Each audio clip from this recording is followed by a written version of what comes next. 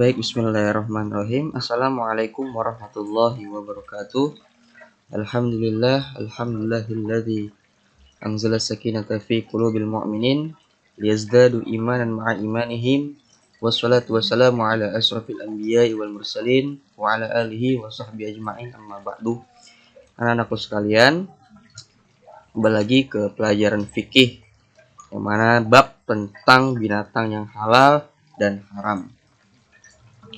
Silahkan disimak videonya. Sebelum kita belajar, alangkah baiknya kita membaca doa. Kita khususkan kepada diri kita. Semoga apa-apa yang kita pelajari hari ini diberikan kemudahan oleh Allah Subhanahu wa Ta'ala, diberikan pemahaman yang baik, dan kita khususkan untuk kedua orang tua kita. Semoga dilancarkan rezekinya, dipanjangkan umurnya, disehatkan selalu badannya. Ila hadratin Nabil Mustafa Muhammadin sallallahu alaihi wasallam. Syarul Fatihah. A'udzu billahi minasyaitonir rajim. Bismillahirrahmanirrahim. Alhamdulillahirabbil alamin, arrahmanir rahim, maliki yaumiddin. Iyyaka na'budu wa iyyaka nasta'in. Ihdinas siratal mustaqim. Siratal ladzina an'amta 'alaihim ghairil maghdubi 'alaihim waladdallin. Amin. Nah, perhatikan binatang yang halal dan haram.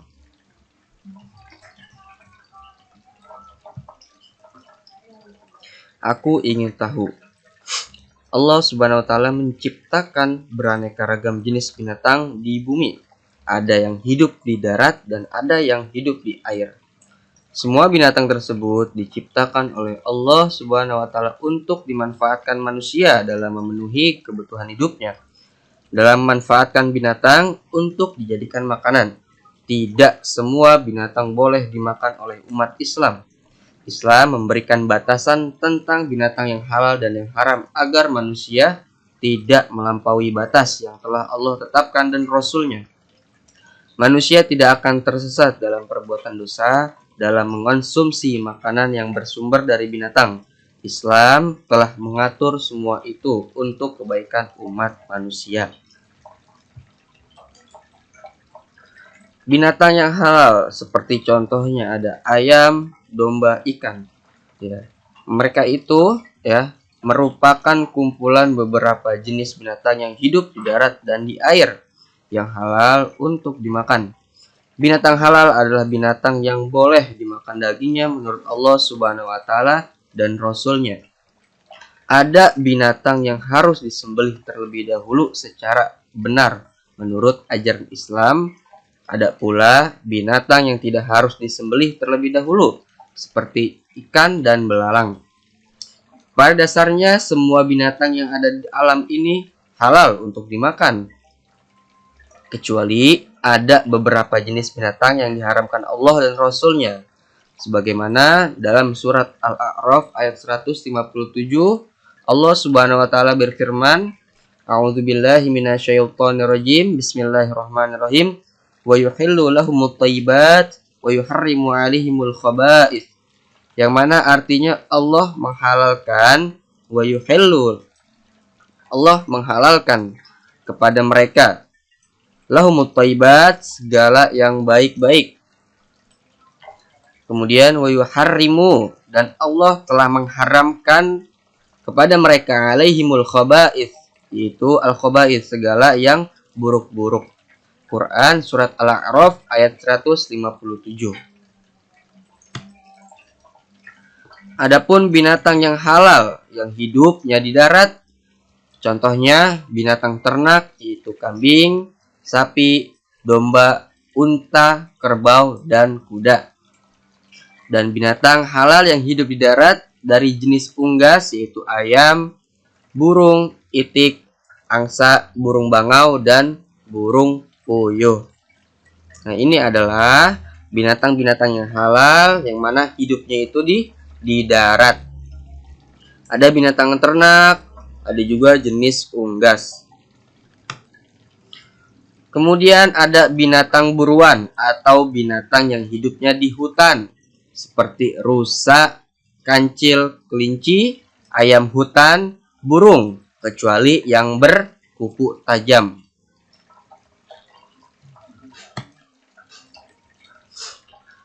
binatang ternak halal dimakan sebagaimana Allah berfirman dalam Al-Qur'an surat Al-Maidah ayat 1 dan surat An-Nahl ayat 5. Bismillahirrahmanirrahim.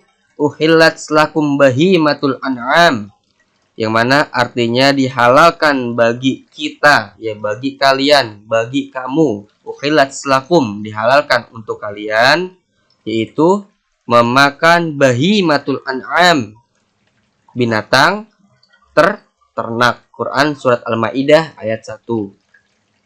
Kemudian surat An-Nahl ayat yang kelima, wal an'amu khalaqaha lakum fiha dif'u wa manafi'u wa minha ta'kulun, yang mana artinya dan dia telah menciptakan binatang ternak, dan Allah telah menciptakan binatang ternak itu untuk kalian, untuk kamu, yang mana binatang tersebut ada bulu yang menghangatkan dan berbagai manfaatnya, dan sebagaimana dan sebagiannya dapat kita makan. Nah, Quran surat An-Nahl ayat 5. Ketentuan-ketentuan menyembelih binatang yang benar menurut ajaran syariat Islam. Yang pertama yaitu niat menyembelih karena Allah Subhanahu wa taala. Yang kedua, penyembelihan tersebut bolehnya itu seorang muslim. Kemudian yang ketiga, menggunakan alat penyembelih yang tajam. Yang keempat, membaca basmalah atau doa. Yang kelima, memotong 2 urat leher kiri dan kanan agar cepat mati. Yang keenam, binatang direbahkan pada rusuk sebelah kiri. Yang ketujuh, penyembelihan dan hewan yang disembelih menghadap ke arah kiblat. Yang kesembilan, tidak melakukan penyiksaan terlebih dahulu. Dan yang terakhir, jika binatang itu berleher panjang, disembelihnya di pangkal leher. Ini semua adalah ketentuan-ketentuan penyembelihan binatang yang benar menurut syariat Islam. Adapun jenis binatang yang hidup di darat yang halal walau sudah menjadi bangkai, yaitu belalang.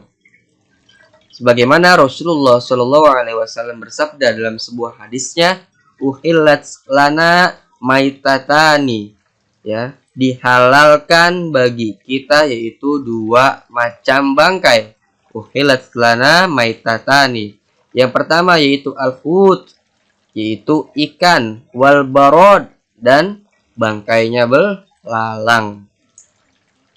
Hadis riwayat Ibnu Majah.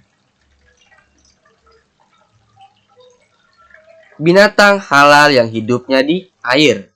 Binatang yang hidup di air ada 2 jenis, yaitu yang hidup di air laut dan yang hidup di air tawar. Untuk mengonsumsi binatang yang berasal dari air laut, tidak perlu disembelih terlebih dahulu, akan tetapi dimatikan dengan cara yang baik sebelum dimasak untuk kita konsumsi. Semua binatang laut, Maha Suci Allah yang telah menciptakan laut dengan segala isinya untuk diambil manfaatnya oleh umat manusia. Air laut termasuk di antara air yang dapat digunakan untuk bersuci. Beraneka ragam jenis binatang yang ada di dalamnya juga halal untuk dimakan. Seperti contohnya, udang, ikan cumi-cumi, kerang, rajungan, ikan tongkol, ikan tuna, dan ikan bandeng. Semua itu merupakan karunia Allah Subhanahu wa taala yang sangat besar sebagai rezeki yang harus manusia syukuri. Sebagaimana Allah Subhanahu wa taala berfirman dalam surat Al-Maidah ayat 96, Bismillahirrahmanirrahim. Uhilla lakum soydul bahri. Dan Allah menghalalkan bagi kita, bagi kamu, bagi kalian, yaitu hewan buruan, soydul bahri, ya, hewan buruan laut. Al-bahri itu laut.